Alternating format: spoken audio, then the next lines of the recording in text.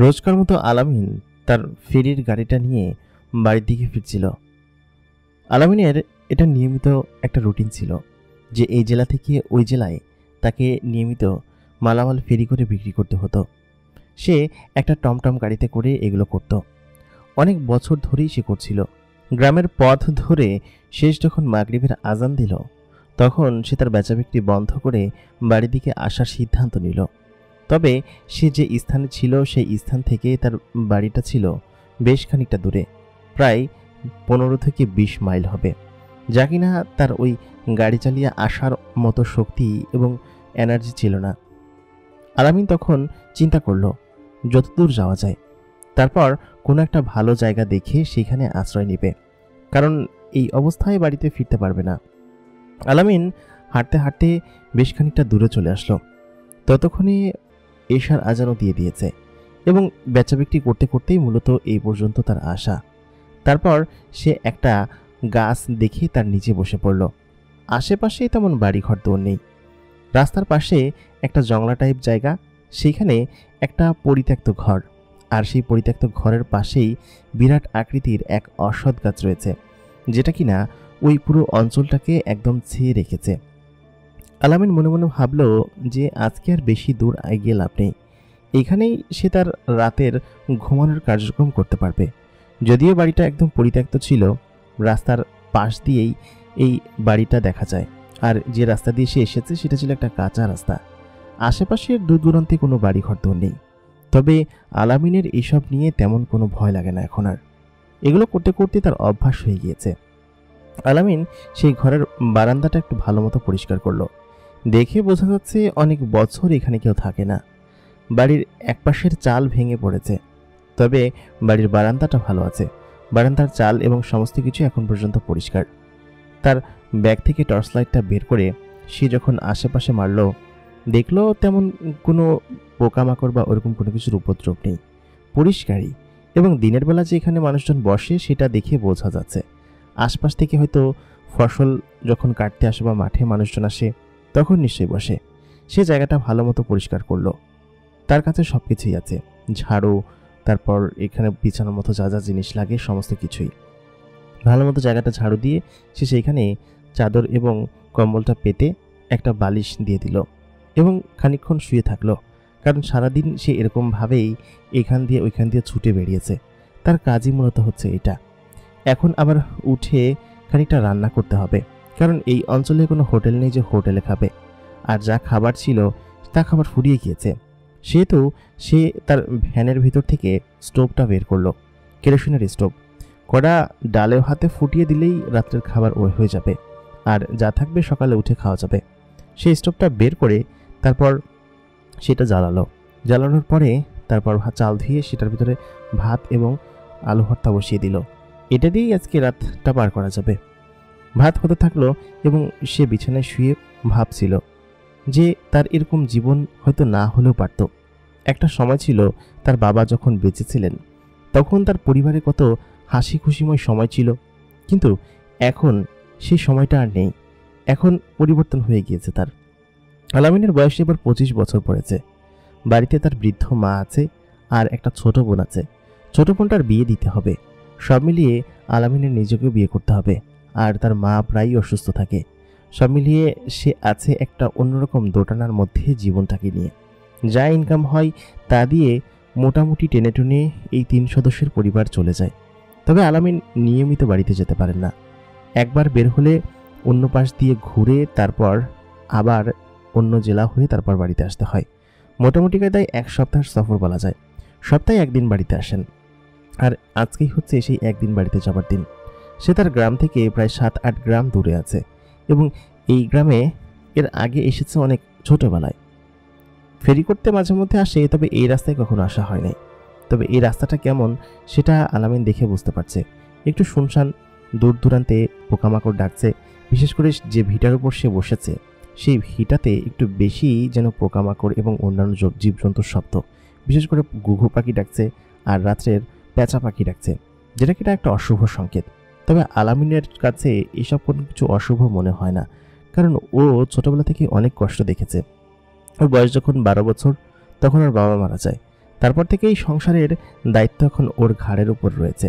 বোনের বিয়ে দেওয়া, মায়ের চিকিৎসা করানো, নিজের সমস্ত সংসার চালানো, এটা করেই সে তারপর খায়। আলামিন খানিকক্ষণ পরে দেখলো ভাত হয়ে এসেছে। সে লাইটটা গাছের ডালের সঙ্গে বেঁধে তারপর ভাতটা প্লেটে উঠিয়ে ভর্তা মাখিয়ে খেতে লাগলো। সে খাবার খাচ্ছিলই, তখন রাত 10টা সাড়ে 10টার বেশি হবে। আশপাশে মানুষজনের তেমন উপদ্রব নেই, আর এই দিক দিয়ে কেউ যাতায়াত করে না, সেটা আগেই বলেছি।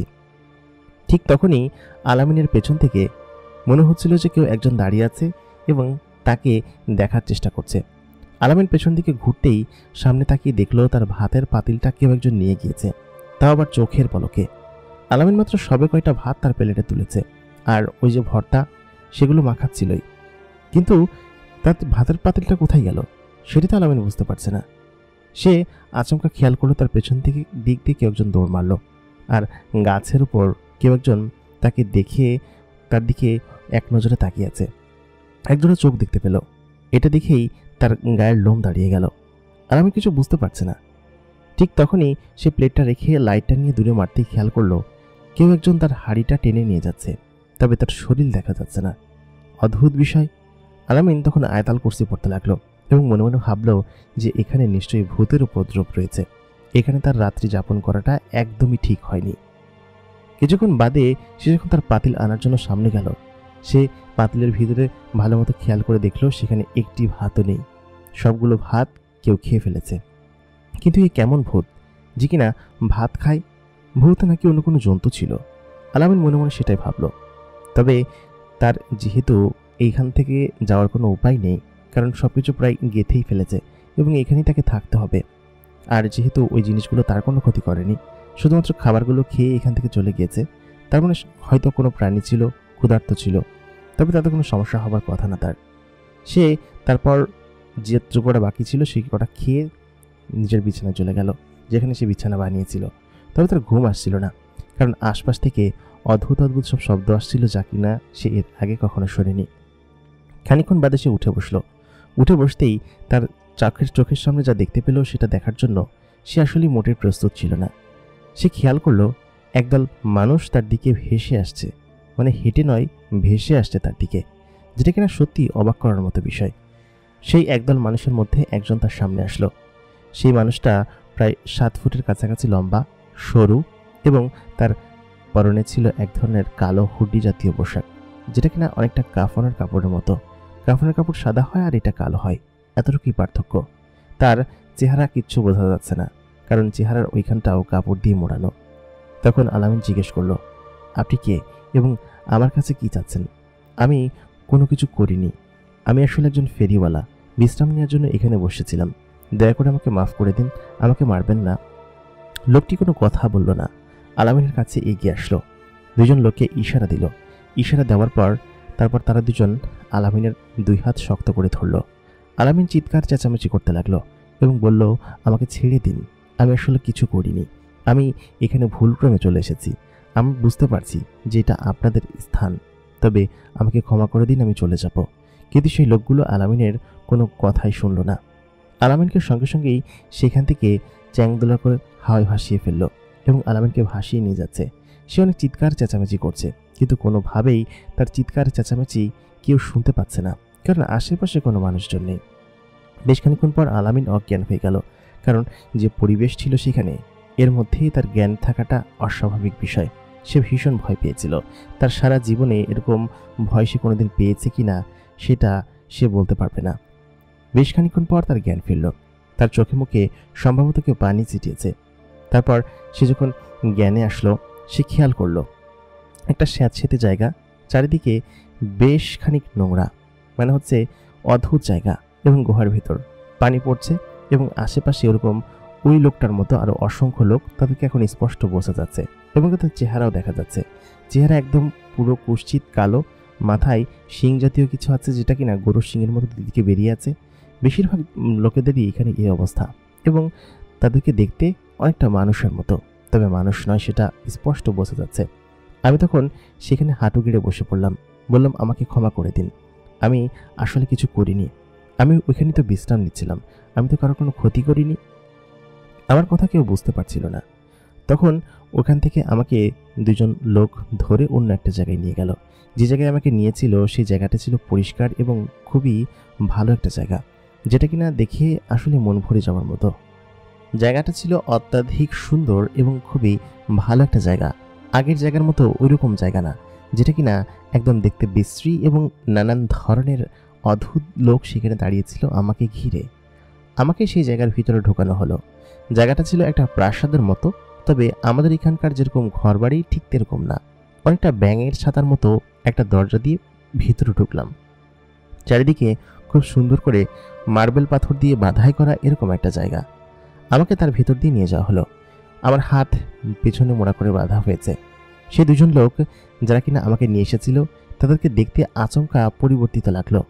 তাদের মুখে লম্বা দাড়ি দেখলাম, মাথায় এক ধরনের পাগড়ি, আর পরনে সাদা রঙের এক ধরনের পোশাক, যা কিনা আমার চোখের পলকে একদম পরিবর্তন হয়েছে।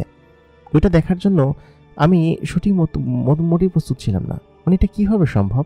কেউ চোখের সামনে তার কাপড় চোপড় কীভাবে পরিবর্তন করে ফেলতে পারে? এটা তো আশ্চর্য বিষয়। আর তার শারীরিক গঠনও পরিবর্তিত হয়ে গিয়েছে। আমাকে নিয়ে একটা চেয়ারের উপর বসানো হলো। একটা 5 কোণা কক্ষ। আমরা 4 দিকালা কক্ষ দেখেছি, মানে উপরে নিচে ডানে বামে সব দিকেই সমান, কিন্তু এই কক্ষটা একদম 5 আর কি, মানে সাইডে এরকম ভীমের মতো গোল করে কোনো কিছু একটা দেওয়া, যেটা কিনা রুমটাকে দেখতে 5টা দেওয়াল মনে হয়। মানে আমরা উপরে নিচে সাইডে বামে 6টা দেওয়াল দেখি, কিন্তু এখানে 8টা দেওয়াল, এবং এরকম ঘর এর আগে আমি কখনো দেখিনি। আমাকে সেখানে নিয়ে বেশ খানিক্ষণ বসানো হলো। তারপর খানিক্ষণ বাদে বিশাল আকৃতির এক দরজা খোলা হলো। দরজা খুলে সেখানে নিয়ে যাওয়া হলো। সেখানে নিয়ে যাওয়ার পরে আমি খেয়াল করলাম সেখানে একটা মেয়ে বসে আছে বিশাল আকৃতির এক সিংহাসনের উপর। মেয়েটাকে দেখতেও বিশাল, তার শারীরিক গঠন এবং সমস্ত কিছু বিশাল। তার চুলগুলো বেশ লম্বা, মাথায় এক ধরনের ফুল পরা এবং দেখতে অসম্ভব রকমের সুন্দরী, তবে দেখতে একটু বয়স্ক। মুখে হালকা একটু ভাঁজ পড়েছে। মানুষের থেকে দেখতে একটু ভিন্ন, তবে সৌন্দর্য এটা খুব ভালোভাবে বোঝা যাচ্ছে। আমাকে নিয়ে সেখানে দাঁড় করানো হলো। তারপর দুজন লোক আমাকে পায়ে লাথি মেরে হাঁটু গেড়ে বসার জন্য বাধ্য করলো। আমি হাঁটু গেড়ে বসলাম। তারপর তারা কিছু একটা বলতে লাগলো। আমি তখন বলছি যে আমাকে কেন এখানে নিয়ে আসা হয়েছে? আমি তো কোনো কিছু করিনি। আমাকে কোথায় নিয়ে আসা হয়েছে? আমি তো কিছু বুঝতে পারছি না। জায়গাটা আসলে আমার কাছে অচেনা। এটা কি কোনো ভূত রাজ্য, যারা কিনা ভূতেরা বসবাস করে যেখানে, এরকম কোনো কিছু, নাকি এটা অসত্য কোনো কিছু? কোনো কিছুই না বুঝতে পারছিলাম না আমি। ঠিক তখন আমি যখন তাদেরকে বললাম যে আমাকে কোথায় নিয়ে এসেছেন এবং কেন এখানে নিয়ে এসেছেন, তখন তারা তাদের ভাষায় কথা বলছিল এবং আমি কিচ্ছু বুঝতে পারছিলাম না। বেশ খানিকক্ষণ তারা তাদের মতো করে কথা বলার পরে আমাকে সেখান থেকে তুলে কাঠগোড়ার মতো একটা জায়গায় আমাকে দাঁড় করানো হলো। জায়গাটা ছিল কাঠ দিয়ে তৈরি এবং সেই জায়গাটার ভিতরে একটা বক্সের মতো ছিল, সেখানে আমাকে দাঁড় করানো হলো। তারপর সেই মহিলাটা আমাকে কিছু একটা জিজ্ঞেস করলো, কিন্তু আমি তখন কিছু বলতে পারছিলাম না, কারণ আমি তো তাদের ভাষা বুঝি না। আমি তখন বললাম যে আমাকে এখানে কেন নিয়ে আসা হয়েছে, আমি আপনাদের কিছু বুঝতে পারছি না। ঠিক তখনই সেই লোকটা বললেন কি যে একটু অপেক্ষা করুন। আমি তার ভাষা বুঝতে পারলাম। সে আমার ভাষায় বলল যে একটু অপেক্ষা করুন। তখন সেই মহিলাটা বেশ খানিকক্ষণ উপরের দিকে তাকিয়ে কিছু একটা ভাবলো নাকি কী করলো জানি না, উপর থেকে যখন নিচের দিকে চোখ নামালো তখন আমাকে জিজ্ঞেস করলো যে তুমি কি অপরাধ করেছো এবং তোমাকে এখানে কেন নিয়ে আসা হয়েছে? তোমার মুখ থেকে শুনতে চাই, বলো তো কি হয়েছে? ওরা যা বলছে তা কি সত্যি? আমি তখন বললাম, কি বলছে? আমি আসলে কিছু বুঝতে পারছি না। আসলে আমি একজন পেশায় ফেরি চালক, মানে ফেরি করে করে আমি জিনিসপত্র বিক্রি করে বেড়াই, ফেরিওয়ালা বলতে পারেন। তখন সেই মহিলাটি বলল, ফেরিওয়ালা আবার কি? আমি বললাম, আমি একটা বাহনে করে নানান জিনিসপত্র যেগুলো মানুষের প্রয়োজন হয় সেগুলো বিক্রি করে বেড়াই গ্রামে গ্রামে ঘুরে ঘুরে। এটাই আমার পেশা এবং এটা করে আমি আমার বৃদ্ধ মা এবং আমার ছোট বোনকে দেখাশোনা করি। তখন বললেন, আচ্ছা ঠিক আছে। তারপর আমি তখন তাকে বললাম যে আমি যখন ওদিক দিয়ে যাচ্ছিলাম আমার কাজই হচ্ছে বিভিন্ন জায়গায় যেখানে ভালো আশ্রয় পাওয়া যায় সেখানে রাত্রিটা থাকা এবং রান্নাবান্না করে আমি এরকমভাবে চলাফেরা করি, আর সপ্তাহে একদিন বাড়িতে যাই। তো আমি প্রতিদিনকার মতো গতকাল রাত্রেবেলাও ওই একটা জায়গায় আশ্রয় নিয়েছিলাম, একটা পরিত্যক্ত শুনশান বাড়িতে। তো সেই বাড়িতে আমি সেখানে আশ্রয় নিয়ে বিছানা করলাম, রান্নাবান্না করলাম। তো বেশ খানিক্ষণ পর খেয়াল করলাম যে আমার আশেপাশে আমি বাদে অন্য কেউ আছে। তো তখন ভাবলাম হয়তো কোনো প্রাণী হবে, বানর টানর থাকতে পারে, অনেক গ্রামে আমি বানরও দেখি। তো তখন খেয়াল করলাম যে আমি যখন পেছন দিকে তাকিয়ে সামনে তাকালাম আমি যে খাবারটা রান্না করেছিলাম ভাতের পাতিল, সেই ভাতের পাতিলটা কেউ একজন টেনে নিয়ে যাচ্ছে। এবং টেনে নিয়ে যাওয়ার পরে আমি যখন আবার অন্যদিকে তাকালাম, খেয়াল করলাম যে আশেপাশে কেউ আমাকে ভয় দেখানোর চেষ্টা করছে। তখন আমি আমার যে প্লেটে যে কয়টা খাবার আমি রেখেছিলাম সারাদিন কাজ করার পরে, ওই খাবারগুলো আমি খেলাম। খাওয়ার পর আমি সেই পাতিলটা আবার নিয়ে আসলাম, দেখলাম কিছু তার ভিতরে একটি খাবারও নেই, সব খেয়ে ফেলেছে কেউ একজন। তো আমি যখন আমার জায়গায় ফিরে আসলাম, ফিরে এসে আমি সেগুলোকে রেখে ঘুমিয়ে পড়লাম। তো বেশ খানিক্ষণ পর ঘুম থেকে উঠে আমি আসলে ঘুমাইনি, জেগেই ছিলাম। আমার কাছে মনে হচ্ছিল যে কেউ আমার আশেপাশে বসে আছে বা নড়াচড়া করছে, এই কারণে আমার ভয়ে ঘুম হচ্ছিল না। বেশ খানিক্ষণ পর কয়েকজন লোক আসলেন, ওই যে ওনার মতো দেখতে, সম্ভবত উনি। তো তখন ওই লোকটা আবার ওই আগের ড্রেসে ফিরে গিয়েছিল। আর ওখানে যারাই ওই জায়গায় থাকে, প্রথম জায়গায় যেখানে আমাকে নিয়ে গিয়েছিল, সকলকেই দেখতে একই রকম। আসলে আমি কাকে কী বলবো কিছুই তো বুঝতে পারছিলাম না। তো তখন আমি দেখিয়ে বললাম যে আমাকে, তখন আমার কাছে আসলো এবং এসে কোনো কথা না শুনে আমাকে এখানে নিয়ে আসলো। তারপর আমি আর কিছু জানি না। তো তখন ওই মহিলাটি আমার কথা শুনে বললো, আচ্ছা ঠিক আছে, বুঝতে পেরেছি। তারপর ওই লোকগুলোর সঙ্গে ওদের ভাষায় কী বলাবলি করছিল আমি বুঝতে পারছি না। তো তখন ওই লোকটি যে কিনা আমাকে তুলে নিয়ে এসেছিল, সেই লোকটিকে ওই মহিলাটা চিৎকার চেঁচামেচি করতে লাগলো এবং ওই লোকটি কিছু একটা বোঝাতে চাইছিল। তো আমার পাশে থাকা আরেকটি জিন তখন আমাকে ওইখান থেকে নামানোর পরে পাশে দাঁড় করালো। আমি তখন তাকে জিজ্ঞেস করলাম যে ওনারা কী নিয়ে কথা বলাবলি করছে। তো সেই জিনটা ওই মহিলাটার মতো উপরের দিকে তাকালো। বেশ খানিক্ষণ তাকিয়ে থাকার পর নিচের দিকে যখন তাকালো, আমাকে বলল যে ওই লোকটা তোমাকে শুধু শুধু তুলে নিয়ে এসেছে এখানে, এই জন্যই ওকে বকাঝকা করছে। তোমার তো কোনো দোষ নেই, দোষ না থাকার কারণেই তোমাকে এখানে নিয়ে আসা হয়েছে, এই জন্যই ওকে বকাঝকা করছে। আসলে ওইটা একটা খারাপ জিন এবং শয়তান জিন। ওর কাজই হচ্ছে এইসব উল্টাপাল্টা কাজ করা। এর আগেও অনেকবার শাস্তি দিয়েছে, কিন্তু তাতে ওর কোনো কাজ হয়নি। যাই হোক, তোমাকে এখানে নিয়ে আসা হয়েছে, এই জন্য উনি দুঃখ বোধ করছেন এবং তোমার কাছে ক্ষমা চাইছেন। তখন আমি হুট করে বলে উঠলাম, না না ম্যাডাম, আমার কাছে ক্ষমা চাওয়ার কিছু নেই, আপনাদের ভুল হয়নি। সম্ভবত আমি ওইখানে ওদের আস্তানায় ভিড়েছিলাম, এই জন্য হয়তো ওরা এমনটা করেছে। মহিলাটি তখন বলল, তুমি চুপ থাকো, তোমার কাছে কিছু জিজ্ঞেস করেছি? তো তারপর বেশ খানিক্ষণ বকাঝকা করে সেই জিনগুলোকে ওইখান থেকে চলে যেতে বলল। জিনগুলো সেখান থেকে চলে গেল এবং আমাকে সেখানে দাঁড় করে রাখা হলো অনেকক্ষণ। এরপরে আরও কয়েকজন জিনকে নিয়ে আসলো এবং তাদের বিচার কার্য সেখানে হলো। তো আমি এটা দেখে এতটুকু বুঝতে পারলাম যে এটা হচ্ছে একটা বিচারালয়, যেখানে কিনা বিচার কার্য সম্পূর্ণ করা হয়। তো তখন সেই মহিলা লোকটি আমাকে কিছু একটা ইশারা দিলেন এবং ইশারা দিয়ে বললেন কি যে ওকে ভেতরে পাঠাতে। এতটুকুই বুঝতে পারলাম। তারপর আমাকে হচ্ছে সেই জিনটা ভিতরে নিয়ে গেল। তো ভেতরে যাওয়ার পর মানে ওই যে কক্ষে নিয়ে গিয়েছিল, সেই কক্ষে যাওয়ার পর আমি খেয়াল করলাম বিশাল আকৃতির এক দেওয়াল, মানে অনেক বড়, আমার থেকে প্রায় 100 গুণ বড় হবে, এত বড় আকৃতির একটা দেওয়াল। এবং সেই দেওয়ালের মাঝখানে একটা একটা করে দরজা রয়েছে, প্রায় 40 থেকে 50টা দরজা হবে, এত বড় বড় দরজা। এবং সেই দরজার ভিতর থেকে আলো জ্বলছে। যে দরজার ভিতর থেকে আলো জ্বলছে, সেই দরজাগুলোর ভিতরেই হচ্ছে গিয়ে কিছু জিন প্রবেশ করছে আবার বের হচ্ছে। আর যেগুলো ভিতরে আলো জ্বলছে না, অন্ধকার, সেগুলোর ভিতরে কেউ যাচ্ছে না। তো যদি বলতে হয় তাহলে অনেকটা মৌমাছির যে আছে না, মৌমাছির ঘর, সেই মৌমাছির ঘরের মতো জায়গা, যা কিনা আসলে অদ্ভুত আমার কাছে লাগলো। তো ওইদের মধ্যে বিশাল আকৃতির এক বড় বড় রুম আছে, মানে একটা বড় দরজা আছে একদম মাঝখানে। ওই দরজাগুলো হচ্ছে ছোট এবং ওই মূল দরজা, যে বড় দরজাটা, ওইটা হচ্ছে অনেক বড়, বিশাল আকৃতির। তার ভিতরে আমার মতো প্রায় 30-40 জন ঢুকে যেতে পারবে একসাথে, এত বড় দরজা। তো ওই দরজার ভিতর দিয়ে ওই মহিলাটা ঢুকলো এবং আমাকে পেছনে আরও 2 জন ওই দিক দিয়ে নিয়ে গেল। তো এখানে যা হয় সকলে উড়ে উড়ে করে এবং এদের মধ্যে যে ওড়ার একটা প্রবণতা আছে সেটা দেখলেই বোঝা যায়। সকলে উড়ে উড়েই ওই দরজার ভিতরে ঢুকছে, বের হচ্ছে। তো তখন বুঝলাম যে এটা নিশ্চয়ই ওদের থাকার জায়গা, বা ওরা এখানে থাকে বা ঘুমায় মৌমাছি ঋষির মতো, ঘুমানোর জায়গা। তো আমি যখন ওটার ভিতরে ঢুকলাম, এত পরিমাণে আলো ছিল যে আলোর চোটে আমার চোখ একদম ঝলসে যাচ্ছিল, যা কিনা আসলে সত্যি আমাকে অবাক করেছে। বিশেষ করে এত পরিমাণ আলো ছিল সেখানে যে আমি বলে বোঝাতে পারবো না এত আলোর তীব্রতা। তখন আমাকে সেটার ভিতরে নিয়ে যাওয়া হলো এবং আমি চোখ বন্ধ করে ফেললাম। চোখ খোলার পর আমি যখন ভিতরে দেখলাম, ভিতরে দেখে এবার আমার চোখকে আমি সত্যি বিশ্বাস করতে পারছিলাম যে এরকম কোনো জায়গা পৃথিবীতে বা কোথাও হতে পারে। আমি খেয়াল করলাম যে সামনে একদম চারিদিকে সবুজ শ্যামল, একদম পটে আঁকা দৃশ্য যেরকম হয় না, বিভিন্ন বড় বড় গাছ রয়েছে, সেই গাছের থেকে গোলাপি রঙের ফুল নিচে ঝরে পড়ছে অনবরত। এবং যেখানে ঝরে পড়ছে সেই জায়গাটা একদম সবুজ ঘাস দিয়ে ভরা এবং অসম্ভব রকমের সুন্দর সেই জায়গা। এবং আমি যেখান দিয়ে বের হলাম, এই জায়গাটাও এরকম বিশাল আকৃতির একটা বড় দরজা রয়েছে। এবং দূরে তাকালে বিশাল বড় বড় পাহাড়, সেই পাহাড় থেকে ঝর্ণা নেমে পড়ছে। শুধুমাত্র তাই না, দূরে অনেক বড় বড় রংধনু দেখা যাচ্ছে, একসাথে 2-3টা। আর আকাশের দিকে যখন তাকালাম, দেখলাম তখন সূর্য একদম খুব সুন্দরভাবে আলো বিকিরণ দিচ্ছে, যা কিনা একদমই সহনশীল এবং কোনো গরম নেই এখানে। আমি সেই মহিলাটার পেছন পেছন যেতে শুরু করলাম। তখন মহিলাটা ইশারা দিয়ে যে 2জন জিন আমার সাথে এসেছিল তাদেরকে চলে যেতে বলল। তার মানে এতটুকু বোঝা গেল যে এখানে আসার অনুমতি সবার নেই, শুধুমাত্র কিছু বিশেষ অনুগ্রহপ্রাপ্ত জিনরা এখানে আসতে পারে।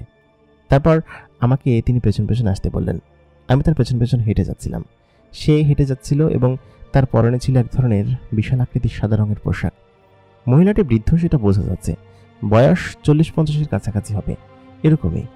তার পরনে যে জামা ছিল সেটা মাটিতে ঘষতে ঘষতে যাচ্ছে। তবে এমন এক জায়গা যেখানে কোনো ময়লা নেই, ঘাসও এত পরিষ্কার যেন সবকিছু একদম হাই ডেফিনেশনে দেখা যাচ্ছে, যা কিনা সত্যি বিশ্বাস করা কষ্ট। তার পেছন পেছন আমি হেঁটে যাচ্ছি এবং খানিকটা হেঁটে যাওয়ার পর খেয়াল করলাম 3জন জিন তার কাছে এগিয়ে আসলো। এটা জিন নগরী কিভাবে বুঝলাম? মহিলাটা আমাকে বলেছে যে এই জিনের অঞ্চলে তোমার কাজ কি এবং তুমি এখানে কেন এসেছো। যখন শুনলাম যে এটা জিনেদের অঞ্চল, তখনই আমার একদম চোখে মূর্ছা যাবার মতো ব্যাপার। ওই 2জন লোক আমাকে এখানে আনার সময় বলছিল, মানে ওই বড় দরজা দিয়ে যখন ঢুকলাম তখন তারা বলছিল যে তারা জিন। ওইটা শুনে আমার প্রথম আক্কেলগুলোম অবস্থা। কিন্তু তখন ওই জিনগুলো যখন আমাকে বলল যে এর ভিতরে কাউকে ম্যাডাম নিয়ে যান না, তবে আপনাকে নিয়ে যাচ্ছে যেহেতু তাহলে বিশেষ কোনো ব্যাপার আছে। আমি তখন বললাম, বিশেষ কোনো ব্যাপার? কি ব্যাপার? কিছুই তো বুঝতে পারছি না। ঠিক তখন আমাকে তিনি বললেন যে জানি না, তবে সম্ভবত বিশেষ কোনো ব্যাপার আছে যার কারণে আপনাকে হয়তো ভিতরে নিয়ে যাচ্ছে, গিয়ে দেখুন কি অবস্থা হয়। লোকটি যখন বলল জিন, তখন আমার তেমন ভয় লাগেনি। তবে ওই লোকগুলো যখন আমাকে নিয়ে এসেছিল, ওই লোকগুলোকে দেখে আমার ভয় লেগেছে। এখানে যারা থাকে তারা নিশ্চয়ই ভয়ানক না। আমি সামনে এগিয়ে গেলাম। এগিয়ে গিয়ে এবার আমি সত্যি অবাক হলাম। আমাকে যে ছোট্ট ছাতার মতো জায়গা দিয়ে ঢোকানো হয়েছিল, সেই জায়গাটা আর এই জায়গাটা একদম আকাশ পাতাল তফাৎ। আমি খেয়াল করলাম বিশাল আকৃতির এক 8 কোণা না 9 কোণা বিল্ডিং, মানে একটা বিল্ডিংয়ের কয়েক কোণা রয়েছে এবং সেই কোণার বিল্ডিংয়ের ভিতরে অদ্ভুত রকমের সব দৃশ্য।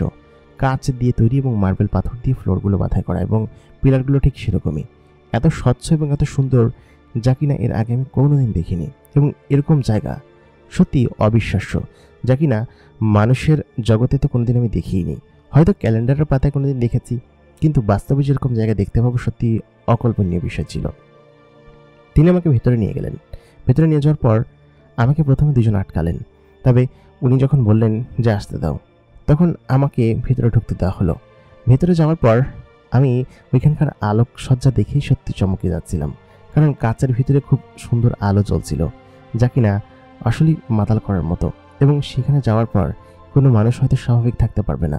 আমি নিজেই সেখানে যাওয়ার পর কোনো স্বাভাবিক পরিস্থিতিতে ছিলাম না, কারণ জায়গাটা ছিল অসম্ভব রকমের সুন্দর এবং সব কিছু চকচক করছিল। মহিলাটি সিঁড়ি দিয়ে উপরে উঠে গেল।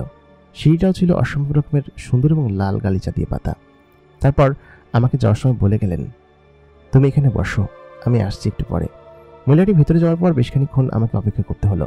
যতক্ষণ এখানে বসেছিলাম সোফা জাতীয় একটা সিটের মধ্যে, তবে এই সিটটাও খুবই অদ্ভুত, যেখানে বসাটাও একটু কষ্টকর বিষয় আমার জন্য।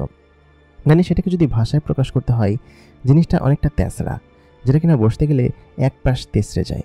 তো এটা এমন কিসের জন্য সেটা বুঝতে পারছিলাম না, তবে খুব কষ্ট করে সেখানে বসছিলাম। মাঝে মধ্যে মনে হচ্ছিল যে জিনিসটা বেশি কাত হয়ে যাচ্ছে। খানিকক্ষণ বাদে একজন লোক আসলেন এবং এক ধরনের কালো রঙের কিছু একটা খেতে দিল। সেটাকে দেখে কেক, বিস্কিট বা এরকম কোনো কিছু মনে হচ্ছিল না, তবে দেখতে একদম কালো কুৎসিত এবং খেতে কেমন হবে জানি না। লোকটা আমাকে বললেন খেয়ে নিন। আমি খুব ভয়ে ভয়ে জিনিসটাতে হাত দিলাম, তবে দেখে মনে হচ্ছিল নরম এবং ভেতরে শক্ত হবে, এরকম কোনো কিছু। বাইরে নরম, আমি নাকের কাছে নিতে দেখলাম ভালোই ঘ্রাণ আসছে, তার মানে খাওয়া যাবে। তারপর যখন সেই জিনিসটা মুখের ভিতরে পড়লাম, সত্যি কথা বলেন, এরকম স্বাদের জিনিস আমি আমার বাপের জন্মে কোনোদিন খাইনি। জিনিসটা খেতে অনেকটা মিষ্টি এবং একটু তিতা তিতা লাগে, তবে সেটা এত চমৎকার লাগে যা বলে বোঝানো সম্ভব না। আমাকে সেখানে প্রায় 1 থাল দিয়ে গিয়েছিল, আর ওরা তো দিলে 1-2টা দেয় না, বড় বড় গামলায় দিয়ে গিয়েছিল। আমি সেখানে বসে পুরো গামলা শেষ করে ফেললাম, কারণ আমি রাত্রেবেলা শুধুমাত্র একটু আলু ভর্তা আর হালকা কয়টা ভাত খেয়েছি। তখন আমার মনে হলো আমার গাড়ি, আরে আমার গাড়ি তো এখানে রয়েছে, ওইখানে থাকলে তো মানুষজন লুটপাট করে নিয়ে যাবে।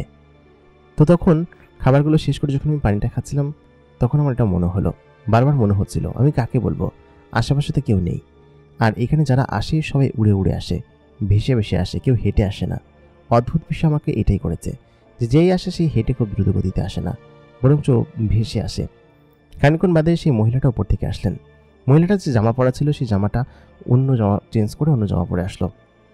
তারপর আমার কাছে এসে বলল যে কি ব্যাপার, খাবার খেয়েছো তুমি? আমি বললাম জি হ্যাঁ খাবার খেয়েছি, তবে আমার গাড়িটা এখন ওখানে রয়েছে, যদি কেউ নিয়ে যায়, যদি নিয়ে যায় তাহলে আমি একদম মাঠে মারা পড়বো, কারণ আমার ওইটাই রুজি রুটি। আর আমাকে এখানে কেন নিয়ে আসা হয়েছে, আমাকে জিনের এখানে কেন নিয়ে আসা হলো, আমি তো কিছু বুঝতে পারছি না। তো তখন সেই মহিলাটা আমার পাশে বসলো। তো সম্ভবত বোঝা গেল যে এই মহিলাটা এদের সর্দার এবং ইনি যা করেন যা বলেন হয়তো তাই এনারা করে থাকেন। তো তখন সে বলল যে আসলে ওরা তোমাকে ভুলক্রমে ধরে নিয়ে এসেছে, কিন্তু ভুলক্রমে ধরে নিয়ে আসলেও আমার একটা উপকার করেছে, এই জন্য ওদেরকে শাস্তি না দিয়ে আমি পাঠিয়ে দিয়েছি। আর ওরা মাঝে মধ্যে এরকমটা করে, বিভিন্ন মানুষকে উত্ত্যক্ত করে, মানুষের ক্ষতি করে। তো বিগত কয়েক বছরে কোনো মানুষ নিয়ে আসেনি, কিন্তু এই প্রথম হলো যে বিগত কয়েক বছরে একজন মানুষ নিয়ে এসেছে আমার আদালতে। তো তখন বোঝা গেল যে উনি বলল যে উনি হচ্ছে কি বিচার কার্য পরিচালনা করে এখানকার জিনেদের বিচার কার্য, আর এখানকার যে সর্দার আছে সেই সর্দার আলাদা। তো উনি এখানকার যে জিনেদের বিচার বা যে কোনো ধরনের বিচার উনি সম্পাদন করে থাকেন, এবং যার কারণে ওনাকে একটি বিশেষ অনুগ্রহপ্রাপ্ত জিন বলা হয় এখানকার। এবং এটা তো একটা ছোট্ট জায়গা, আশেপাশে যেসব প্রজারা থাকে এরকম আরও অসংখ্য জায়গা আছে যেখানে কিনা সর্দার এখানকার বড় বড় যেসব জিন আছে তারা বসবাস করে। তো এইটা হচ্ছে বিশেষ অনুগ্রহপ্রাপ্ত জিন সে, যার কারণে তাকে এরকম একটা সুন্দর জায়গায় থাকতে দেওয়া হয়েছে এবং তারা এখানেই থাকে। কিন্তু এখান থেকে মানুষের জগতে যাওয়া, বাইরে যাওয়া তাদের অনুমতি নেই, এই কারণে তারা বাইরে যেতে পারে না। তো আমি তখন বললাম আচ্ছা ঠিক আছে বুঝতে পেরেছি, কিন্তু আমাকে না বাড়িতে দিয়ে আসুন, আমি আসলে এখানে থাকতে চাই না। আমার বাড়িতে বাবা মা আছে, আমার বোন আছে, তাদের কথা আমার চিন্তা হচ্ছে, তাদের কথা ভাল লাগছে না। আমার মা এমনিতে অসুস্থ, যদি আমাকে এখানে সারা জীবন থাকতে হয়। তো তখন ওই মহিলাটা হেসে বলল, আরে না না, সারা জীবন তোমাকে থাকতে হবে না, তুমি সব কিছু পারবে এবং তোমাকে আমি পাঠিয়ে দিব। তো আমি বললাম কী পারবো? তো তখন সেই মহিলাটা বলল, আরে না না কিছু না, তুমি এক কাজ করো, তুমি হচ্ছে কি এখন বিশ্রাম নাও, তোমাকে কি করতে হবে সেটা আমি পরে বলবো, আর এখানে একটু থাকো, একটু উপভোগ করো সব কিছু, তারপর না হয় তোমাকে আমি পাঠিয়ে দিব। আর তোমার ওই জিনিসপাতি নিয়ে চিন্তা করতে হবে না, ওইখানকার যে জিন আছে ওদেরকে আমি বলে দিয়েছি, ওই জিনিসগুলো ওরা ওইখানে নিরাপদে রাখবে, মানুষজন এগুলো দেখতে পাবে না। তো এটা বলে তিনি চলে গেলেন। তো তারপর দুজন জিন আমার কাছে আসলে এগিয়ে, তারা দুজন মেয়ে জিন ছিল এবং এখানকার মেয়ে জিনগুলো খুব সুন্দরী, কারণ তাদের মুখের নাকাবের ভিতর থেকে তাদের চেহারা দেখা যাচ্ছিল। আমি তো কোনোদিন ভালো কোনো মেয়ে দেখিনি, বা আমাদের অঞ্চলে এরকম কোনো মেয়ে কখনোই ছিল না। তো তখন আমাকে সে মেয়েটা বলল যে আপনি চলুন, আপনাকে আপনার শয়নকক্ষ দেখিয়ে দিই, সেখানে গিয়ে আপনি বিশ্রাম করুন। তো তখন আমি বললাম যে আচ্ছা, আপনাদের এখানকার সব জিনেরা কি ভালো নাকি খারাপ জিনও আছে? তো তখন তিনি বললেন যে আপনি এই কথা বলছেন, আপনি যার সঙ্গে কথা বললেন সেই মহিলাটাও ভালো না, ইভেন আমরা কেউই ভালো না, কিন্তু ওই মহিলাটা কেন আপনাকে এখানে নিয়ে এসেছে সেটাই বুঝতে পারছি না। সাধারণত কোনো মানুষকে তো এখানে প্রবেশ করায় না, ইভেন আমাদের পুরো জিননগরীতে যে সর্দার আছে সেই সর্দারও কোনো মানুষকে অ্যালাউ করে না, কিন্তু আপনাকে কেন এখানে এরকমভাবে নিয়ে আসা হলো কিছুই তো বোঝা গেল না। আজ পর্যন্ত এমন হয়নি যে কোনো মানুষকে এখানে নিয়ে আসা হয়েছে আর সেই মানুষ এখান থেকে ফেরত গিয়েছে, কোনো না কোনো শাস্তি পেয়ে এসেছে। নিশ্চয়ই আপনি কোনো অপরাধ করেননি, তাহলে হয়তো আপনাকে এখানে নিয়ে এসেছে। তবে এখানে আনার কারণ, তার নিজস্ব প্রাসাদে রাখার কারণ কিছু বুঝতে পারছি না। তবে আমাদের রাজকুমারী অনেকদিন ধরে অসুস্থ, মানে আমাদের ম্যাডামের মেয়ে অনেকদিন ধরে অসুস্থ সম্ভবত, তাই বলে তারা থেমে গেল। পাশের একটা মেয়ে হাত থাবড়ে থামিয়ে দিল। আমি আসলে কিছু বুঝতে পারলাম না যে তারা কি বলাবলির চেষ্টা করছে। তারপর একদম শেষের সাইডের একটা কক্ষে আমাকে নিয়ে যাওয়া হলো। সেই কক্ষটা এরকম 5 আকৃতির, মানে হচ্ছে গিয়ে প্রায় 10 কোণা আর কি এরকম। এখানকার ঘর দোরগুলো এরকম কিসের জন্য, এবং খাটটা যেরকমভাবে প্লেসমেন্ট করা সেটাও এরকম অদ্ভুত আকৃতির খাট, যা কিনা আমাকে অবাক করছে। আমি যখন খেয়াল করে বললাম কি যে এগুলো এরকম কিসের জন্য, সেই মেয়ে দুটি বললেন যে আমরা এরকমভাবেই বসবাস করি, এবং এটা ওই আমাদের ম্যাডাম নিজে থেকেই এগুলো পছন্দ করে সে নিজেই তৈরি করেছে। আমাদের ম্যাডাম অনেক বছর আগে এই বিল্ডিংটা তৈরি করেছিল। সব মিলিয়ে উনি এখানকার সমস্ত কিছু নিয়ন্ত্রণ করে থাকে, ওনার উপর কেউ কিছু বলে না। আমি তখন বললাম আচ্ছা ঠিক আছে, তা ম্যাডামের হাজব্যান্ড নেই, মানে তোমাদের স্যার নেই? তো তখন তিনি বললেন যে মানে এরকমভাবে বলেনি, অন্যভাবে বলেছে, আমি আমার মতো করে বলছি আর কি গুছিয়ে। তো তো তখন তিনি বললেন যে আছে, উনি এখন আপাতত নেই, উনি সম্ভবত আমাদের কাবিলার বাইরে গিয়েছে, উনি আসবেন। তারপর ওনারা আমাকে বললো যে কোনো কিছু লাগলে বলবেন। তারপর সেখান থেকে চলে গেল। আর যাওয়ার সময় একটা ইনফরমেশন দিয়ে গেলাম। আমি অবশ্যই জিজ্ঞেস করেছিলাম যে আপনাদের সবাই কি এখানকার সুন্দরী আপনাদের মতো? তো এই কথা শোনার পর একটা মেয়ে একটু খুশি হয়েছিল। তো তখন বলল, আপনি আমাদেরকে এখন যা দেখছেন আসলে আমরা তা না, আমাদের রূপ অন্যরকম। তবে ম্যাডামের অনুরোধে ম্যাডাম বলেছেন যে আপনার সামনে যেন মানুষের বেশ ধরে থাকি, আর আমরা যে কোনো রূপ ধারণ করতে পারি যে কোনো সময়। এই কারণে আমি আপনার সামনে মানুষের বেশ ধরে আছি, এবং আমি যে কতটুকু সুন্দর সেটা আমার আসল রূপ দেখলেই বুঝতে পারবেন। তারপর এটা বলে সেখান থেকে চলে গেল একটু মুচকি হেসে। আমি বললাম আচ্ছা ঠিক আছে। দরজাটা যাওয়ার সময় টেনে দিয়ে গেল। বিশাল আকৃতির দরজা। এত বড় দরজা আগে কখনো দেখিনি, আমি কোথাও দেখিনি। আগেরকার রাজার বাড়িতে এরকম বড় বড় দরজা থাকতো। তারপর আমি সেখানে খাটের উপর বসলাম। বসতেই একটু ভয় পেয়ে গেলাম, কারণ ভয় পাওয়ার মতোই কাণ্ড। বসার সঙ্গে সঙ্গে খাটটা এত নিচে দেবে গেল যে মানে তুলতুলো একদম নরম ফোম। আমি উঠে সাথে সাথে বসে পড়লাম। তারপর দেখলাম কি যে আসলেই বিছানাটা অনেক নরম, এবং চারিদিকটা বেশ কারুকার্য দিয়ে সাজানো এবং খুব সুন্দর জায়গা। সব জায়গা আয়না এবং কাঁচ দিয়ে সাজানো। যেদিকেই তাকায় নিজেকে দেখা যায়। নিজেকে দেখে তখন মনে হচ্ছে যে আমার শরীর কত কালো এবং কুষ্ঠিত। আমি সব মিলিয়ে এখানে আমাকে মানাচ্ছে না আসলে। তারপর একজন লোক দরজায় টোকা দিল, বললো কিছু আপনি কি খাবেন? আমি তখন বললাম আপনাদের এখানে খাবার মতো কি আছে, মানে যেগুলো আমি খেতে পারি। তবে ওই জিনিসটা খুব ভালো ছিল। তখন ওই লোকটা বললো ওই জিনিসকে আরো কিছু দিয়ে যাব? আমি বললাম না, আমি কটা ভাত খাবো। তো তখন তেনারা বললেন যে আমাদের এখানে ভাত পাওয়া যায় না, আপনি যদি অন্য কিছু খেতে চান তাহলে সেটা আনিয়ে দিতে পারি, আর আপনারা যা খান সেটা আমরা খাই না। তো আমি তখন বললাম আচ্ছা ঠিক আছে, তাহলে সবজি? ওনারা বললেন আমরা এখানে সবজিও খাই না। তাহলে আমি বললাম যে তাহলে কি খাবো? এইগুলোই তো খাই, ভাত সবজি তো খাই আমরা। তখন উনি বললেন মাংস হবে। আমি বললাম আচ্ছা ঠিক আছে, মাংস দিয়ে যান তাহলে। তারপর ওই লোক বললেন কিসের মাংস খাবেন? আমি বললাম আপনি যে কোনো একটা মাংস দিয়ে যান, যেগুলো হারাম না হলেই হয়। যেমন আপনি গরুর মাংস দিতে পারেন। তখন উনি বললেন এখানে গরু পাওয়া যায় না। আমি আবার বললাম তাহলে পাওয়া যায়টা কি? আপনি অপশন দিচ্ছেন অথচ কিছু দিচ্ছেন না খেতে। উনি তখন বললেন আপনি চাইলে হরিণের মাংস খেতে পারেন, এখান থেকে একটু আগেই ধরে আনা হরিণ, সেটা আপনার জন্য রান্না করে দেওয়া হবে। আর যদি আপনি চান যে অন্য কিছু খাবেন তাও খেতে পারেন। আমি বললাম আচ্ছা ঠিক আছে, এটাই দিন। আমি হরিণের মাংস শুনে একদম অবাক হয়ে গেলাম। এখানে হরিণ খায়, আর হরিণ কি আমি তো কখনো খাইনি, খেতে কেমন হবে আল্লাহ মাহবুদ জানে। খানিকক্ষণ বসে পড়লাম। তো বসে বসে কিছু একটা ভাবছিলাম, কী ভাবছিলাম সেটাই বুঝতে পারছি না। এখানে কেন আমাকে আনা হয়েছে, আমি কোথায় যাব, কিসের জন্য যাব, কোনো কিছুই তো আমার বোধগম্য হচ্ছে না। আসলে কি আমাকে এখানে কোনো কাজে আনা হয়েছে, নাকি আমাকে ভুল করে আনা হয়েছে, সেই জন্য কোনো অতিথি আপ্যায়ন করা হচ্ছে? আমি উঠে সামনের দিকে আগাতে শুরু করলাম। আগাতেই হঠাৎ করে আমার পা হড়কে সামনের দিকে পড়ে যেতেই একটা দরজা অটোমেটিক্যালি খুলে গেল আমার হাত লেগে। আমি দেখলাম ভেতরে খুব সুন্দর একটা বাথরুম রয়েছে। তার মানে এখানে নিশ্চয়ই গোসল করার জায়গা, আমার গোসল করে নেওয়া উচিত। আমি তখন ভেতরে ঢুকে সেখানে গিয়ে পানিটা অন করলাম। মানে পানি বলতেই পানিটা অটোমেটিক্যালি উপর থেকে আসে, এবং সেটা অনেকটা ঝর্ণার পানির মতো। তবে তার উৎস কোথায় সেটা জানি না। এটা খুব আধুনিক একটা ভবন, যেটা কিনা খুবই অন্যরকম এবং অন্য জায়গা থেকে ভিন্ন। পানি পড়তে আমি ভিজে গেলাম। আমার পরনে যে কাপড় ছিল সেই কাপড়টাও ভিজে গেল। তারপর আমি সেখান থেকে যে ধরনের প্রসাধনী ছিল সেই জিনিসগুলো নিয়ে ব্যবহার করতে লাগলাম। সেই জিনিসগুলো ব্যবহার করে গোসল করলাম, এবং গোসল শেষে আমার যে কাপড় ছিল সেই কাপড় পরেই বের হয়ে আসলাম। কারণ হচ্ছে আমার তখন কিছু উপায় নেই। আর ওইখানে একটা তোয়ালে ছিল, সেই তোয়ালে দিয়ে গা মুছে ওই কাপড় পরে বের হয়ে আসলাম। চুলগুলো এলোমেলো অবস্থায় ছিল। আর বাইরে যখন আসলাম তখন একজন লোক আমাকে এসে বললেন, কি ব্যাপার, আপনি গোসল করেছেন এই একই কাপড় পরে? দাঁড়ান, আপনার জন্য কাপড় নিয়ে আসার ব্যবস্থা করছি। আপনার যা যা লাগে সমস্ত কিছু কিন্তু বলবেন, ঠিক আছে? লোকগুলো ওইখান থেকে চলে গেল। চলে যাওয়ার পর 5-7 মিনিট পরে আসলেন। আসার পর আমার হাতে কিছু কাপড় দিলেন, যে কাপড়গুলো সম্ভবত কোনো রাজার পোশাক, কারণ এরকম পোশাক এর আগে আমি কখনো পরিনি, এবং খুবই অদ্ভুত পোশাক। তারপর আমাকে বললো এগুলো পরে নিন। আমি বললাম এ আবার কেমন পোশাক, এটা আমি পরতে পারবো, কিন্তু এ তো হাত ঢোকে কোন দিক দিয়ে পা ঢোকে কিছু তো বুঝতে পারছি না। তখন তেনারা আমাকে সেই পোশাকগুলো পরিয়ে দিতে লাগলেন। আমি বললাম আচ্ছা ঠিক আছে, আমি পরে নিতে পারবো। কিন্তু তেনারা আমার কোনো কথা শুনলেন না। তারা ছিল ছেলে জিন, এবং আমাকে পোশাকগুলো পরিয়ে দিয়ে আয়নার সামনে দাঁড় করালেন। সত্যি আমি আমার নিজেকে দেখে চিনতে পারছি না, কারণ চেহারার সেই আগের কাঁচা রঙটা ফিরে এসেছে।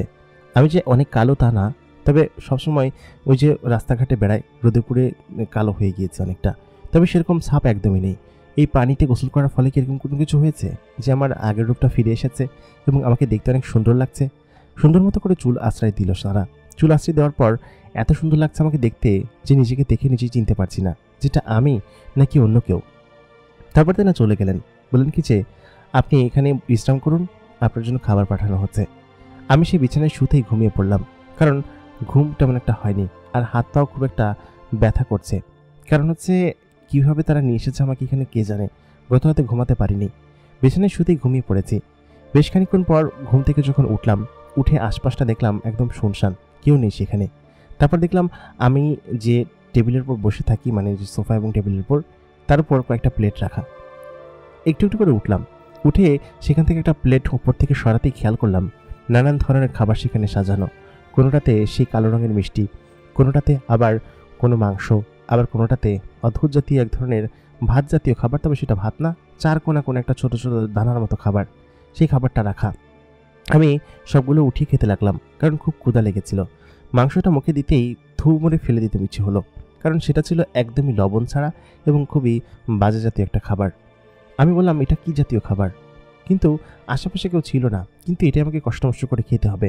তারপর যখন আমি আবার মুখে নিলাম, খেয়াল করলাম যে না, স্বাদ তো একদমই ঠিক আছে, তাহলে আমার কাছে এরকম কেন মনে হলো? তখন আমি খেতে লাগলাম সেগুলো। এরকমটা কেন মনে হলো তা জানি না, তবে প্রথমবার মুখে একদমই স্বাদ পাচ্ছিলাম না। সম্ভবত ঝাল মশলা এরকম কোনো কিছুই দেয়নি, আমাদের তো ঝাল মশলা খেয়ে অভ্যাস। তবে মাংসটা বেশ দুর্দান্ত ছিল, আমি খুব পেট ভরে খেলাম। সাথে ফল এবং মিষ্টিও ছিল। এ জাতীয় ফল এবং এ জাতীয় মিষ্টি এর আগে আমি কখনো দেখিও নি, খাইও নি বরঞ্চ। খাওয়া দাওয়া শেষ করে আমি খুব তৃপ্তির ঢেকুর তুললাম, তারপর সেখানে বসে পড়লাম। বসে করার পর বেশ খানিক্ষণ পর আরও দুজন লোক আসলেন, সেখান থেকে জিনিসগুলো নিয়ে গেলেন। নিয়ে যাওয়ার পরে বললেন যে আপনি একটু বিশ্রাম করুন, খানিকক্ষণ বাদে আমাদের ম্যাডাম আসবেন, এসে আপনার সঙ্গে বিস্তারিত কথা বলবেন। তারপর আমি সেখানে বসেছিলাম। বসে থাকার খানিকক্ষণ পরে খেয়াল করলাম যে দরজায় টোকা পড়ছে। আমি তখন উঠে দাঁড়িয়ে পড়লাম। সেই মহিলাটি তখন ভিতরে প্রবেশ করলো। দেখে বোঝা যাচ্ছিল যে মহিলাটি আমাকে দেখে অবাক হয়েছে। তিনি বললেন, আরে তোমাকে তো খুব সুন্দর লাগছে, আর তোমার নামটাই তো জিজ্ঞেস করা হলো না, তোমার নাম কি? আমি তখন বললাম, আমার নাম আলামিন। আচ্ছা ম্যাডাম, আপনি আমাকে এখানে কেন ডেকেছেন এবং কেন তো অতিথি আপ্যায়ন করছেন বলুন তো? ম্যাডাম তখন বললেন যে তোমাকে দিয়ে আমার একটা কাজ আছে, তুমি যদি সেই কাজটা করে দিতে পারো তাহলে তোমার জীবনে কোনো দুঃখ থাকবে না, তোমার জীবনে সমস্ত দুঃখ আমি দূর করে দিব, এবং সেটা আমি কথা দিচ্ছি তোমাকে। তখন আমি তাকে বললাম যে কি এমন কাজ যেটা আমি করতে পারবো? আপনারা জিন এত শক্তিশালী, আপনাদের এত ধন সম্পদ এত কিছু রয়েছে, তারপর আপনারা সেটা করতে পারবেন না। সেই মহিলাটি তখন বলল যে তুমি সেটা করতে পারবে এবং তুমি সেটা উদ্ধার করতে পারবে আমার জন্য। যদি তুমি সেটা করে দিতে পারো তাহলে তোমার প্রতি আমি চিরকৃতজ্ঞ থাকবো এবং সারা জীবন তুমি যা বলবে তাই শুনবো। আমি তখন বললাম, এমন কি কাজ ম্যাডাম? তখন তিনি আমাকে বললেন, আচ্ছা ঠিক আছে, আমার সঙ্গে আসো। তারপর সে আমাকে উপরের কক্ষ দিয়ে একটা সিঁড়ির মতো জায়গা দিয়ে উপরে নিয়ে গেল। সেই কক্ষটা ছিল একদম অন্ধকার। বেশ খানিকটা অন্ধকার পেরিয়ে যখন আলোর কাছাকাছি আসলাম, তখন খেয়াল করলাম সেখানে বিশাল আকৃতির এক দরজা রয়েছে। সেই দরজাটা নানান ধরনের কারুকার্য দিয়ে সাজানো, এবং এত সুন্দর দরজা এর আগে আমি কখনো দেখিনি। অন্যান্য ভেতরে যে দরজাগুলো ছিল সেগুলো থেকে সব থেকে সৌন্দর্য দরজা হচ্ছে এটা। সে ইশারা দিতেই দরজাটা খুলে গেল। দরজা খোলার পর ভিতর থেকে দুইটা মেয়ে এগিয়ে আসলো। এই মেয়ে দুটো দেখতে এত সুন্দরী যে তাদের দিকে তাকিয়ে আমি চোখ নিচে নামিয়ে ফেললাম, কারণ সুন্দরীর দিকে তাকাতে নেই। তাদের শারীরিক গঠন, তাদের কাপড় চোপড়, আচার আচরণ সব কিছুই খুব সুন্দর। তারা সেই মহিলাকে সালাম দিল, ইভেন আমাকেও সালাম দিল। আমি সালাম গ্রহণ করলাম। তারপর আমাকে ভিতরে নিয়ে যাওয়া হলো। সেই বিশাল আকৃতির কক্ষের ভেতরে সব কিছুই আছে, এমন কোনো জিনিস নেই যে সেখানে নেই। তারপর সেই মহিলাটা আমাকে হাঁটতে হাঁটতে একটু ভিতরে নিয়ে গেল। ভেতরে নিয়ে যাওয়ার পরে দেখলাম বিশাল আকৃতির পর্দাযুক্ত একটা চেম্বারের মতো ঘর রয়েছে। তবে সেটা দেখে ঘর মনে হলো না আমার কাছে, কাছে এগিয়ে যেতেই ঠিক তেমনটাই মনে হলো। বিশাল সাইজের এক পালঙ্ক, যে পালঙ্কের ওপর একসাথে 10 জন ঘুমালেও সেই পালঙ্ক ফিল হবে না, এত বড় একটা পালঙ্ক। এবং সেই পালঙ্ক এত সুন্দর যে নিচের থেকে ওপর পর্যন্ত সব কিছু ডিজাইন এবং নানান ধরনের কারুকার্য দিয়ে সজ্জিত। আমি তখন ভিতরে এগিয়ে গেলাম। এগিয়ে যাওয়ার পর তিনি আমাকে এখানে ইশারা দিয়ে দাঁড়াতে বললেন। আমি তখন সেখানে দাঁড়ালাম। আমার পেছনে সেই মেয়েগুলো তখনও ছিল। মেয়েগুলোর গা থেকে আসছিল অদ্ভুত রকমের সুঘ্রাণ, ইভেন এই ঘরটার ভিতরে ছিল অদ্ভুত মায়াময়ী সুঘ্রাণ। তারপর তিনি আমাকে ইশারা দিয়ে সামনে ডাকলেন। আমি সেই মহিলাটির কাছে গেলাম। আস্তে আস্তে করে দুজন দাসী পর্দা সরিয়ে ফেলল।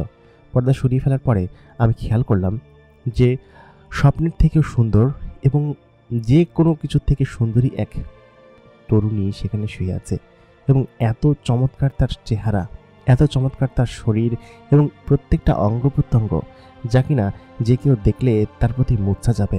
এবং এত সুন্দর মেয়ের আগে আমি কখনো দেখিনি। তিনি আমাকে বললেন, এটা হচ্ছে আমার মেয়ে এবং এই পরীর রাজ্যের একমাত্র রাজকন্যা, যে কিনা এই সমস্ত কিছুর উত্তরাধিকারী। কিন্তু আমার মেয়ে অসুস্থ, আজকে প্রায় বিছানায় পড়ে আছে, 8 মাসের মতো হলো। তাকে অনেক চেষ্টা করেছি সুস্থ করার, কিন্তু কোনোভাবেই সুস্থ করা সম্ভব না, কারণ এই জিনিসটা আমাদের হাতে নেই। আর কোনোভাবেই এই জিনিসটাকে আমরা কোনো কিছু করতে পারবো না। তবে আমার কাছে মনে হয়েছে যে তুমি আমার মেয়েকে সুস্থ করে তুলতে পারো। আমি তখন বললাম, কি মুসিবত, কি বলছেন? আমি একজন সাধারণ মানুষ, আমি কিভাবে আপনার মেয়েকে সুস্থ করে তুলতে পারি বলুন তো? তখন তিনি বললেন, একমাত্র তুমিই পারবে এবং সেটা আমি তোমার মধ্যে দেখেছি। তুমি যখন প্রথম আমার দরবারে আসলে তখন তোমার চোখের দিকে তাকিয়ে বুঝতে পেরেছি তুমি যদি কেউ যদি আমাকে সাহায্য করতে পারে তাহলে একমাত্র সেটা তুমি পারবে। আমার মেয়েটা অনেক দিন যাবত অসুস্থ এবং এরকম থাকলে হয়তো অতি সত্বর সে মারা যাবে। এখানে অনেক বৈদ্য, কবিরাজ এবং অনেক কিছুকে দেখানো হয়েছে, কিন্তু কেউ এটা করতে পারেনি, একমাত্র তুমি সেটা করতে পারবে। তখন সেই মহিলাটা আমাকে হাত ধরে প্রায় কান্নায় করে ফেললেন। আমি বললাম, আচ্ছা ঠিক আছে, আমার হাতে যদি কোনো কিছু থাকে তাহলে আমি সেটা করতে পারবো। এবং কি হয়েছে তার? তখন সেই মেয়েটা উঠে বসলো। তাকে দেখতে সত্যি স্বপ্নের থেকেও সুন্দর। এত সুন্দরী মেয়ে এর আগে আমি কখনো দেখিনি। মেয়েটি আমার দিকে তাকিয়ে রইল, আমিও তার দিকে এক দৃষ্টিতে তাকিয়ে রইলাম। সে যে একটা পরী সেটা আমার বিশ্বাস করতে কষ্ট হচ্ছে, কারণ এ তো একদম জান্নাতের হুরপুরির মতো এবং এত সুন্দরী মেয়ে এর আগে আমি কখনো দেখিনি। প্রিয় দর্শক, এই গল্পের প্রথম পর্ব এখানেই শেষ। দ্বিতীয় পর্বে কী হবে জানতে হলে আমাদের সঙ্গে থাকুন। দ্বিতীয় পর্ব অবশ্যই খুব শীঘ্র আমাদের এখানে আপলোড করা হবে দ্য মেগা বক্সে। তো আশা করি সকলের শোনার অভিজ্ঞতা ভালো হবে। এতক্ষণ কণ্ঠে আমি আর যে ইমরান আপনাদের সঙ্গে ছিলাম এবং আপনারা শুনছেন দ্য মেগা বক্স। মেগা বক্সের গল্পগুলো আপনাদের কাছে কেমন লাগছে কমেন্ট করে জানাতে ভুলবেন না। আর আপনার জীবনে যদি কোনো ঘটনা থাকে, গল্প থাকে, আমাদেরকে লিখে জানাতে পারেন। আমাদের ইমেল অ্যাড্রেস, ফেসবুক পেজের ঠিকানা ভিডিও ডিসক্রিপশনে দেওয়া থাকবে। তাহলে ঠিক আছে, সবাই ভালো থাকবেন, দেখা হচ্ছে পরবর্তী এপিসোডে। ততক্ষণ পর্যন্ত সবাই ভালো থাকুন, সুস্থ থাকুন, খোদা হাফেজ।